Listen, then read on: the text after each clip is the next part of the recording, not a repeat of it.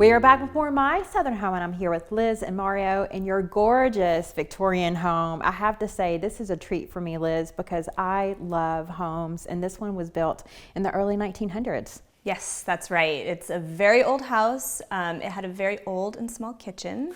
So when we were going to expand it, part of the focus was going to be on the kitchen because we really wanted this big, enormous space for entertaining.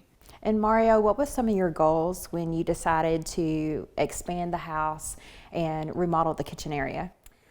Well, I mean, I think we live in a historic neighborhood, so there are a lot of restrictions as to what we can and cannot do. And so I think that was a big piece, is how big can we make it where it still follows the guidelines, but it has the right flow. Liz, I love that you guys took the time to keep the home with the Victorian era, even to the color of the paint.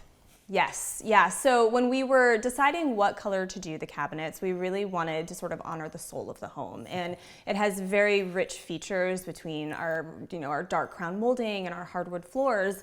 And green spoke to us. Like, we just really wanted a very rich, deep green color.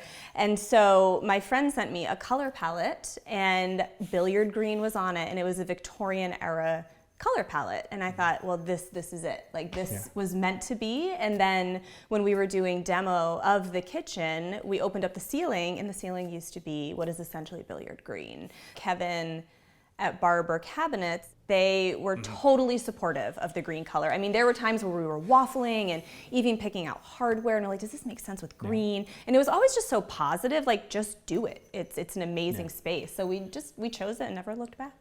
Well, I'm so glad that you did, because I love when I go into a home and they're bold and brave with their color choices. And you guys really did that in this home, but you also kept with the architectural style of the home, which is so important. When you buy an older home, I feel like that you should respect it. And you should respect the era.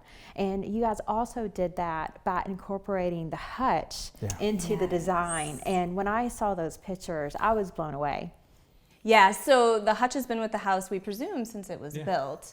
And we've moved it around the kitchen during a couple of renovations, but one, we knew we wanted to keep it, which also meant it was sort of a focal point. And then to sort of flank it, we wanted to include pantry space, because we didn't have any type of pantry space in our old kitchen. There was no room for a walk-in pantry. So we thought, how can we visually design something that's like beautiful and incorporates it, but also functional? So that's how that came to be.